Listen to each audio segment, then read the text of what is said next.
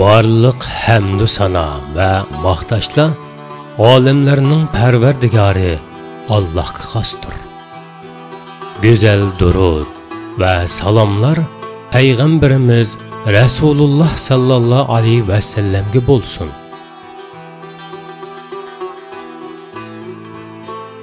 Dunyoda bizdek Allohdan boshqa madadkori yo'q, yetimchi millat ko'p emas. Bizdek botur, zulmga bosh egmaydigan haqqoniy millatmo yo'q emas. Shundaqli bizdek oq ko'ngil soddaligidan o'zining do'st dushmanini kechikib tushunadigan, o'zining qahramoni bilan sotqinini farq etolmay gangirab yuradigan nodon millatmo oz emas.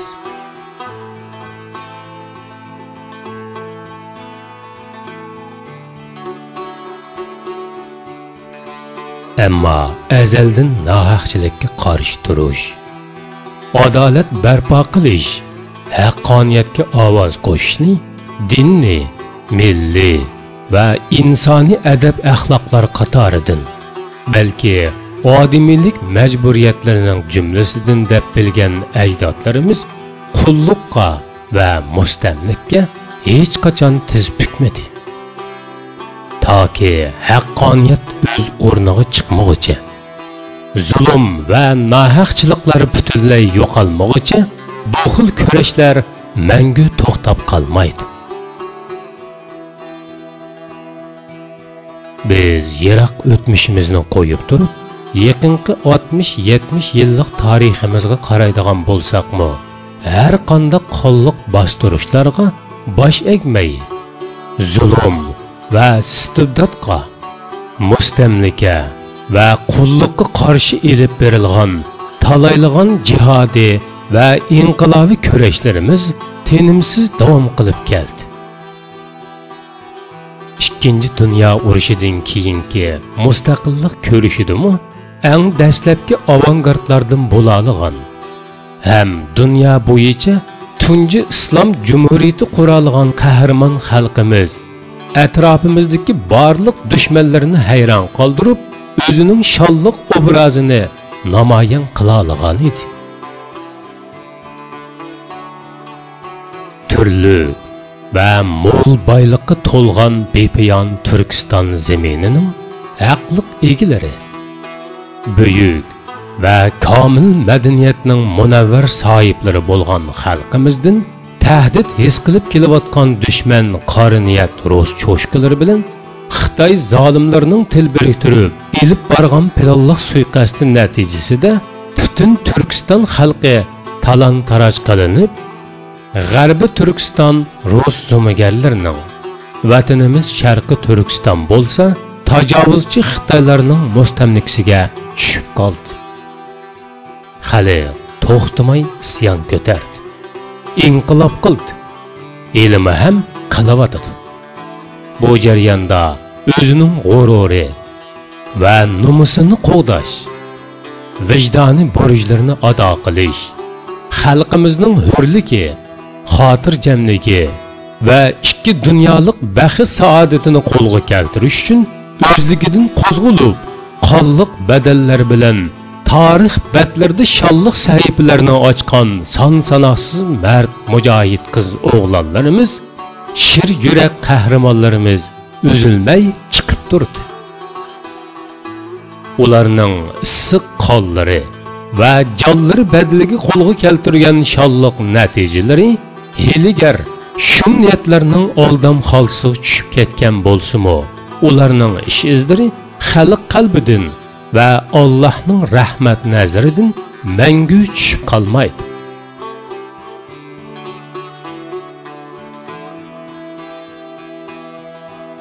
Barat hojim dal oshundoq fidokor mujohidlarimizning biri.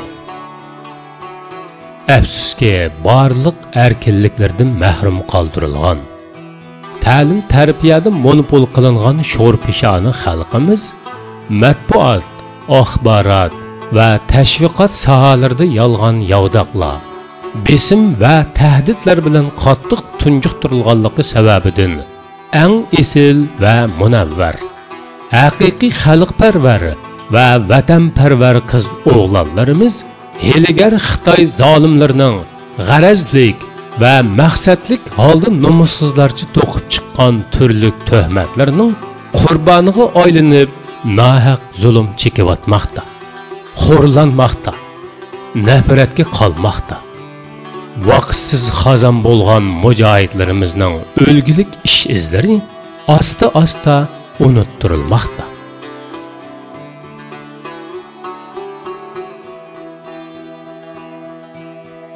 Shuning uchun biz bu qitim barliq imkoniyatlarimizni ishga solib, dal oshunda qahramon namunalarimizni yod etish, ularning pok g'ururini xalqimizga to'nitib, xalqimizning fidokorlik ruhini urg'utish uchun va shu orqali qonliq badallardan qo'rqmay, vatanning haqiqiy hurligini qo'lga keltirishga ilhomlantirish. Shundaqla kelgusi avlodlarimizning ulardan o'ligi ilib, botur va qaysar cho'ng bo'lishi uchun xalqimizning inqilobiy ruhiga ma'naviy kuch-quvvat qo'shish va ilhom baxsh etishni umid qilib, bu filmni tayyorladik. Biz oldi bilan agar Barat hojim bizning ichimizdan chiqqan bo'lsa, uni beshimizga elib ko'targan bo'lardik. Sizlarda qahramonlarning qadrini bilish kamkan deb Barat hojimga bo'lgan qoyilligini ifodalab kelayotgan turk xalqining maxsus Barat hojimni aslab tayyorlagan filmni ko'rib boqaylik.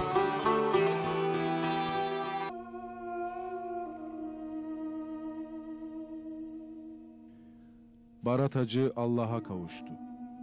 Yeryüzünde sevilmeye değer adamlardan biri. Barat hacim Allah'ның dergahıga ketdi. Yeryüzüde yaxshi ko'rishga arziydigan kishilarimizdan yana birsi azaydi. O erkinlik ruhiga ega arslan edi. O saq 93 yil mangdi. Ömrünün oxirida Allohga sig'inib yana Ka'baga bordi va shu muqaddas zaminda ruhini taslim qildi. O bir burkut edi. Tog'dak hayvatning simvoli edi. Tuproq kabi musulmon, Tangri tog'dak Uyg'ur edi. İsmi Barat, ruhi mustaqillik edi. Oq soqili bayroq kabi lapildab turadigan bu darvish odam ko'k bayroqni egiz ko'tarib mangan edi. Emdilikda o Allohning dargohiga ketdi. Tarixni nutqvoz va shuarvozlar emas, balki dal Barat hojimdek tavranmas iroda va mustahkam e'tiqod egilari shakllantirmoqda. Ularning nomi yashnaydi, ish izlari o'chmaydi.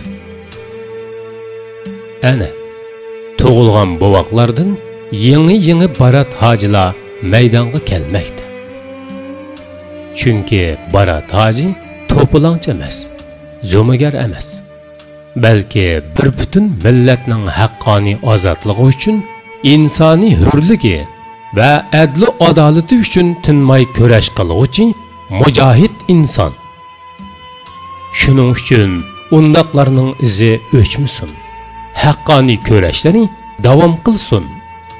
Bu yo'lda o'lganlarning makoni jannat bo'lsin. Men uni 7 yil ilgari xabarlarda ko'rgan edim. 100 yillik alamni eslatadigan ikki ko'zidan daryo kabi eqiyotgan yoshlari oshu uzun, quyuq, oppoq soqoliga do'milab tushganida bir qo'li qizil Xitoyning elchixonasining temir reshatkasiga chetilgan bo'lsa-mu, yana bir qo'li g'azab bilan tugilgan holda qattiq o'ksimakdi edi. Beshida Uyg'ur do'ppisi, putida mayskalach. Shundoq tasvirlashga bo'ladiki, beshi Turkiston, oyog'i Arabiston. Barat hoji edi, ana shundoq inson. Barat hojimning 93 yillik umrining 6 yili iflos qari Xitoyning, 22 yili hiylagar Qizil Xitoyning qorong'u zay turmalarida o'tdi. U bu 28 yil jarayonida Xitoy zolimlarining eng chidog'usiz, eng shafqatsiz, qiyin qistoqlarining hammasiga duchor bo'ldi. Yotmagan zay qorong'u zindonlari, yemagan tayoq to'qmoqlari, anglamagan haqorat, til dashnomlar qolmadi. 1,5 metr uzunlikda, 80 santimetr kenglikdagi qorong'u kamir. Na moy, na go'sht, chorak asrdan beri har kuni faqat bir parcha qo'noq zag'risi bilan tik turib, put qo'llarga silingan 10 kilogramlik ko'zi ishkal, zanjir kishanlarni ko'tarib yurib, o'limning vahimalari va jismining ojizliklarini yengiladi. Bu jarayonda tozliq uchun zarur bo'lgan bir cho'gin suv tugil, Allohning bekorlik oftoblardan mahrum qilindi. Quyosh nurini kunda faqat 5 minutlik ko'ralaydi. U bo'lsa-mu, birsida suv, birsida tamoq yeydigan 2 sapol qochini jallodlarga sunib berish uchun eshik ochilgandi. U shunchalik kirlishib ketganki, ishtonlari chak-chak bo'lib sunib ketadi. Chechi bilan soqili bir-biriga kirishib ketgan edi. O'sib ketgan tirnoqlarini tashqi surkab qisqartadi. Bu 20 necha yil jarayonida kechalari Qur'on tilovat qildim. Namoz o'qidim. Kunduzlari badan chiniqtirdim. Agar shunday qilmagan bo'lsam, Alloh burun tugashgan bo'lardim. Alloh egam o'zi saqladi deydi Baratajim. İplas Xitoylar ochiq lozi bilan ochiq suvning qaynatilgan aralashmasini uning burniga qo'yganlikdan ko'zlari ojizlab ketgan edi. O shundoq dahshatli qiyin qistoqlarga uchraganki, badani ko'kirib, saq yerlari qolmagan. Hatto bir bo'riki sesib ketgan edi. Ammo Baratajim qaddini tik ko'tarib yurmoqda. O shundoq mag'rurki, biz Turkiyada ko'rayotgan oy yulduzliq ko'k bayroqni u lapildatdi. Sahar vaqti ajablangan askarlarga namozdan keyin uyqum kelmadi. Oylanib kelay dedim deydi u. Shundoq, uning qandoqmi uyqusi kelsin? Haqiqiy erkak o'z xalqining g'amini yemay, qandoqmi tura olsin? O chet eldagi mard o'g'lonlarning oldida oy yulduzliq ko'k bayroqni egiz ko'tarib, Turkiyaning barliq shahar viloyatlarida namoyish qilib qolmasdan, balki Amerika, Angliya, Germaniya va Fransiyalarga qadar bordi. Hatto Makkaga beribmi hajda bayroq ochdi, namoyish qildi. O vatanining hurligi uchun, xalqining erkinligi uchun oxirgi bir tiniqini ayab qo'ymadi. Men yiqilmadim, yengilmadim, deydi Baratajim. Shundoq, eng tirishchanlarimiz xaritini ichib, nefit yotkash yo'linishini qizil qalamda ishoratlash bilanla kifoyalanamiz xolos. Halbuki musulmon qarshilik ko'rsatish harakatining nima ekanligi, shaxsiy shijoatning nimaga teng keladiganligi haqida to'xtalganda so'zlash navbatini Baratajimlar oladi. Xitoy deganida tukirdi u. Xuddi turmadan chiqqandan keyinmi nazarband ostida o'tkazgan 3 yillik jarayonida dumbisida vatan xoini, maydisida pan islomizmchi, pan turgizimchi deb yezilgan xalat kiygan holda tozalagan nijosatga tukirgandek tukirdi. Mushtimini tugib turib, ya istiqlol, ya o'lim deydi Baratajim. Baratajim uyimizning kam qolgan ul tishini to'liqlaydi. Barat hacim qandaq yashash haqida dars beradi. Uning mushtimi askari ko'p Yavuz Xitoyni, hiligar Ruslanni yanjib tashlag'usi. Uning qo'llari yangi tug'ilg'usi Sharqiy Turkistonning ajdod bo'shigi bo'lg'usi. Chunki uning ismi Barat hacim, ruhi haqqoniyat.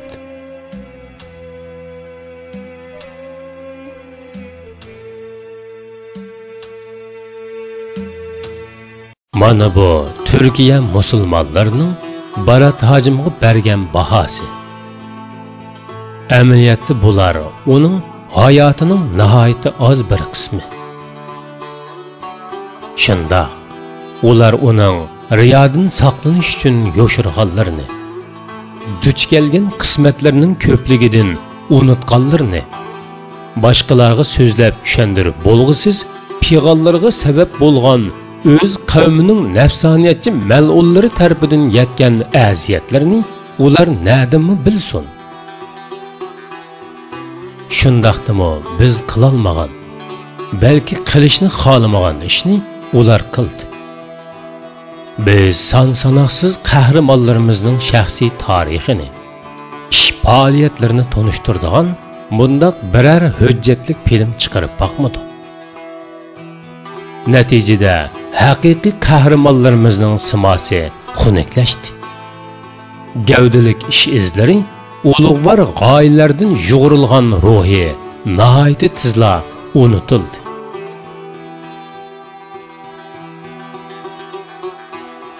Bizning tashviqot sohasidagi bo'limsizligimiz, shaxsiyatchilik xohishimizning ig'irligidan yo'lbos yo'q tog'da maymun podsho degandek qadrlanishga tegishli namunalarimiz ko'milib qoldi.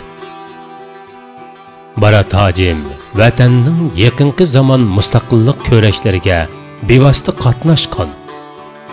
Turmalarda 28 yil nohaq zulm chekkan. Xitoy kommunistlarining vahshiy qirg'inchiliklari, hiligar aldamchiliklari, chekdan oshgan tajovuzchiliklari, jumladan barliq qilmish atmishlarga qarata isbot bo'laligidek birdan bir shohid edi.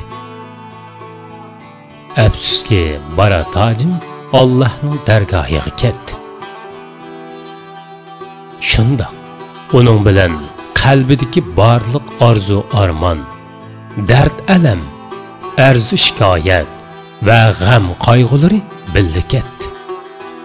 Chunki u barliqini vatanning mustaqilligini qo'lga keltirishga, musulmon xalqining erkin nafas ilishiga, hurlik va ozodligi yo'lida kurash qilishga, oy yulduzliq ko'k bayroqning Sharqiy Turkiston osmonida lapildishi uchun otavatdi-yu, lekin vatan ichi sirtida o'z xalqi tarafidan chetga qitildi, yaklandi.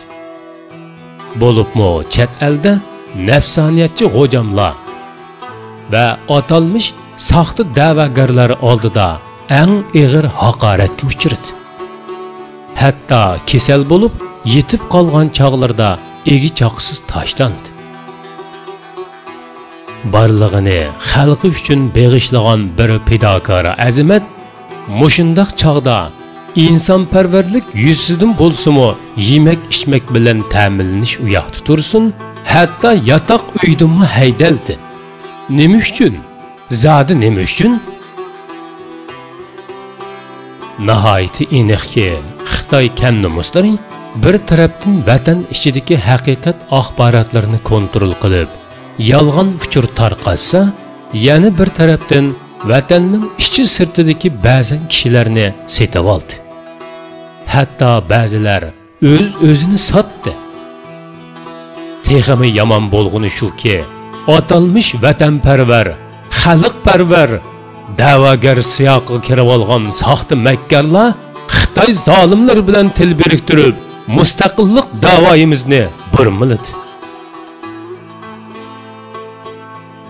Aksicha, dal Barat hojimdek xalqning g'amini haqiqiy yeydigan, ularning orzu armini, ahu pig'onlarini dunyoga jakarlaydigan, Buning uchun barliqini pido qiladigan xolis niyat, o't yurak azimatlar har xil g'araz maqsad va moddiy manfaat muddaosidagi mal'ullarning tuhmatlariga uchradi. Shaxsiyatchi nodonlar tarafidan xo'rlandi, haqorat qilindi va o'z xalqiga yomon ko'rsatildi. Shundoq do'st dushmanlarimizni farq etish engimizning tuvalligi, muhabbat nafratimizning xunugligi, badal to'lashdan qochqanligimiz sababli bir umr pok yashab o'tgan vijdonli olimlarimiz, jamoat arboblarimiz va iqtidorli talant egalarimiz bir kechada qo'lga elinib, bosqinchi, o'g'ri, atkaschi, buzuq unsuri ataldi. Xalqi olam oldida dafsanda qilindi. Hatto qirib, mag'durdan ketgan o'limalarimizg'imi hangi degan batnomni choplashdan qilchi xijil bo'lmaydigan Xitoy tajovuzchilarining fitna ig'volarga oldinib, rasmido yolg'onmido deyishadigan va o'z qarindoshlariga ishonch qila olmay, ulardan gumonlanadiganlarmi xili chiqdi-yu, ammo unda tuhmatlarning qurboniga aylangan fidokorlarning shon sharafini qo'g'dashga hech kim jur'at qilib boqmadi. Bugun biz duch kelayotgan masala dunyodagi har qanday bir millat va qavm duch kelayotgan masalalarning necha hassi ig'ir va murakkab. Dunyoda bizdek ig'ir sinoqlarga duch kelganlar oz bo'lsa-mu, lekin bizdek inkos qaytarayotganlar hech yerda bo'lmasa kerak. O'limdan qo'rqish, hayotga to'ymaslik bizni mushundoq beshimizni ichimizga tiqib, yuraveradigan sharmandaliklarga ko'ndiribdi-ki, akang kimni osi yengan shu. Yakchashmining shahriga borsang, bir ko'zingni qis. Zaman sana boqmasa, sen zamonga boq. O'zgini qo'y, o'zingni bil. Qo'ngni qis, yo'lingga mang degandek, sotqin, munofiqona fikrlar qalblarning qibla tomlariga choplanmoqda. Xalqning g'amini yegan, davosini qilganlar sarang. Haqqoniyat uchun badal to'laydiganlar ahmaq hisoblanib, ularning oila ta'balari yetim qoldirilmoqda. Bayram bo'lmoqda. Buning ta'sirida nurg'unlagan iymonliq, vijdon g'urur egalarimi orqasiga qarab to'xtab qilishga majbur bo'lmoqda. O'zlari orzu qilayotgan hurlik va haq adolatning badalsiz qo'lga kelmaydiganligini his qilib turib, jur'at qilmayotgan bichora xalq, xoin munofiqlarning qaymoq turishlari bilan zulmga, nohaqchilikka, mustamlikaga qarshi terkishish, intilish va izlanishlarni hech bir xijil bo'lmasdan tuxumni toshqa urganlik, singan ninni yemaslik, o'zini halok qilganlik deb valaqlaydigan odam surat hayvon yuraklar oqil, dono bo'lib to'nilmoqda. Tarix takrorlanmoqda. Savoblar tashlanmoqda. Qismatlar unutilmoqda. Xoinlar texmi ko'ranglamoqda. Sotqinlar sarkashlik qilmoqda. Munofiqlar barg'an siri asabiylashmoqda. Ammo ulardan hisob oladiganlar yo'q. Aksicha uningga intilgan fidokorlar eng ichinishli qismat ilkida xo'rlanmoqda. Ana atrofimizdagi yana qanchilg'an barat hojilar ochiq alam yutmoqda, yeklanmoqda, kamsitilmoqda. Bu hol qachongacha davomlashadi? Haqiqiy haqqoniyatchi palvonlar qachongacha bardoshlik beradilar? Halbuki zulm chekidan oshmoqda. Mazlumlar nola qilib ochiq engirmoqda. Nohaqchilik hamma yerda yamirmoqda. Adolat, haqqoniyat bizdan qonliq badallarni talab qilmoqda. Jannat bizni chaqirmoqda. Ammo bu oq ko'ngil, saddi gol xalq aqli hushini qachon topar? Qachonmi dunyoning g'oljir itlari g'ajilab tashlab etgan so'ngakchilikmi qimmati yo'q vaqtliq rohat farog'atiga gol bo'lmay, shaytonning vasvaslariga pisand qilmay, iffat nomusini, vijdon g'ururini, iymon islomini qo'g'dash uchun barliqidan kechalaydigan bo'lar. Qachonmi bir Alloh yo'lida janggohlarga otlanadi. Kichik chig'irlar dadisi bilan birga jangga otlanib, yovuz dushmanlarni ona tuproqdan qo'g'lab chiqarish uchun barliqini beg'ishlagan. Urush qaynimiga necha qitim sho'ng'ib chiqqan.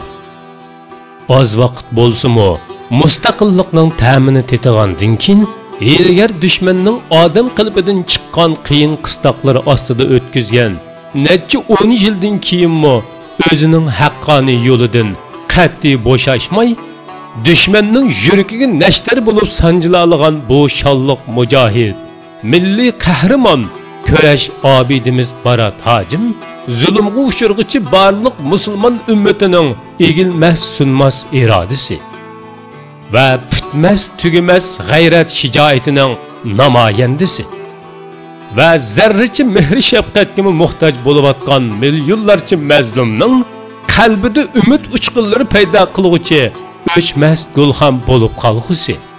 Amin.